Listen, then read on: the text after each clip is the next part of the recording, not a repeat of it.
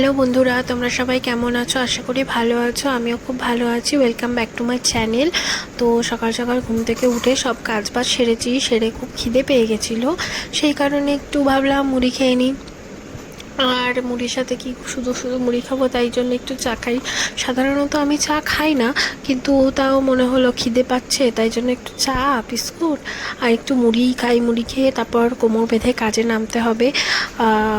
কাজ তো করতেই হবে, তো সেই জন্য এই দেখো, এখানে আমি একটা কাপড় নিয়েছি। তো আমার কাছে এই কাপড়টাই ছিল। আমার মা বলল আমাকে একটা জামা বানিয়ে দিতে হবে একটা ছোট্ট বোনের জন্য।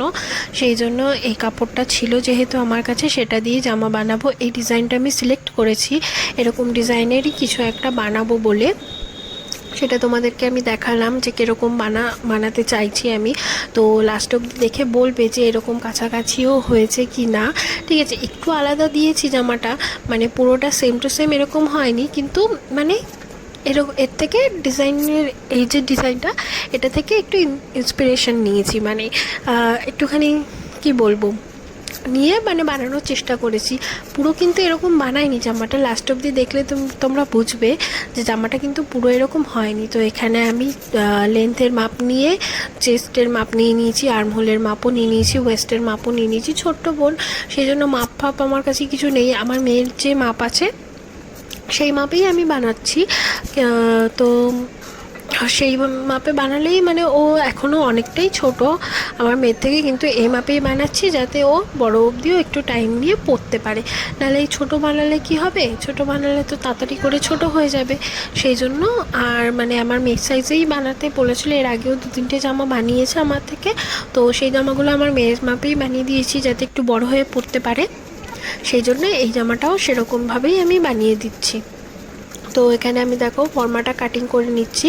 ছোট বড় যাই হোক, আমি ফর্মাটা কাটিং করেই কাজ করি। ফর্মা কাটিং না করে কাজ করি না।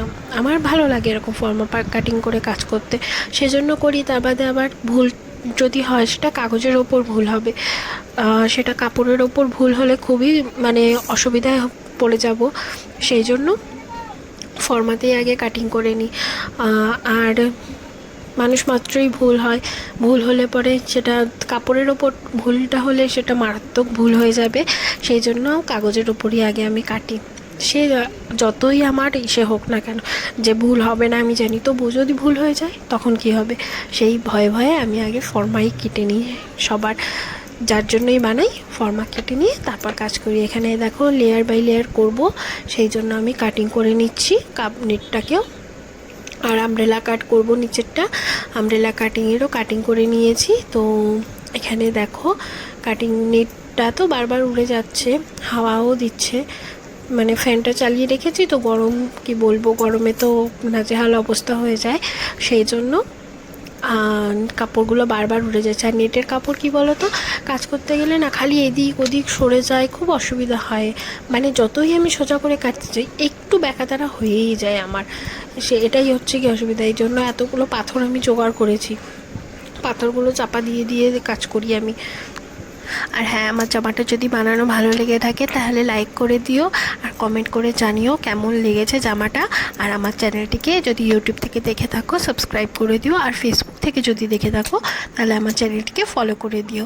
তোমাদের সাপোর্ট আর ভালোবাসার দুটোরই দরকার আমার এই ছোট্ট চ্যানেলটিকে এগিয়ে নিয়ে যাওয়ার জন্য। তো সেই জন্যই তোমাদেরকে বলছি। তো দেখো আমার মোটামুটি হয়েই এসেছে নেটফেট কাটিং। তো নেটফেট কাটিং করে আমি এখন জামাটা সেলাই করতে বসে পড়ব। তো সেলাই করার ভিডিওটা আমি তোমাদেরকে দেখাতে পারবো না, কারণ আমি হচ্ছে গিয়ে ভিডিও তখন করিনি, কারণ হচ্ছে গিয়ে ছোট বাচ্চা আমার ঘরে। সেই জন্যই বুঝতেই পারো, সবসময় মাথাও ঠিক থাকে না, বাচ্চা সামলাতে সামলাতে ঘরে রান্না বান্না কাজ বাজ করতে করতে মাথা ফাতা পুরো নষ্ট হয়ে যায়। সেই জন্য সবসময় মানে যেটুকু যখন ভিডিও একভাবে কাজ করছি, আমার মেয়ে এখন ঘুমাচ্ছে, তাই জন্য আমি এইভাবে শান্তি মতন ভিডিও করতে করতে কাজ করতে পারছি। কিন্তু মেয়ে জেগে থাকলে এটা কখনোই সম্ভব হয় না। মেয়ের পেছনে দৌড়াতে লাগে, আবার একটু কাজে বসি, আবার মেয়ের পেছনে দৌড়াই, মেয়েকে খাওয়ানো লাগে, খাওয়াতে বসলে তো ওরে বাবা মাথা নষ্ট হয়ে যায় 1 ঘন্টা। সেই জন্য মানে ফাঁকে ফাঁকে কাজ করি, আবার ফাঁকে ফাঁকে মেয়ে সামলাই। এইগুলো দেখো কেটেছি কুচি কুচি করার জন্য। এই দেখো জামাটার ফাইনাল লুকটা। এখানে আমি একটা বড় গোলাপ ফুল বানিয়ে দিয়েছি জামাটাতে, সুন্দর লাগছে না গোলাপ ফুলটা? আর এই দেখো এখানে আমি দুটো পার্ট করেছি।